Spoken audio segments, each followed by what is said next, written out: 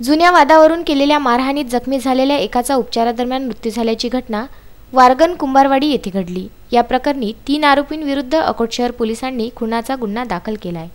स्थानिक कुंभारवाडी येथील रहिवासी वच्छलाबाई पंजाबराव वडतकार यांनी दिलेल्या माहितीनुसार त्यांचा मुलगा संजय वडतकार याने आरोपी गोपाल अस्वार यास म्हटले की तू जुन्या वादावरून माझा राग का करतोस असे म्हणून शिवीगाळ केली।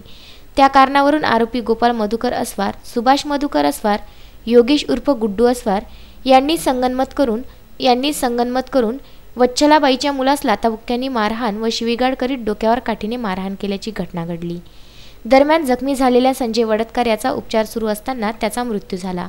या प्रकरणी शहर पोलीस स्टेशनला आरोपींविरुद्ध गुन्हा दाखल केला आहे।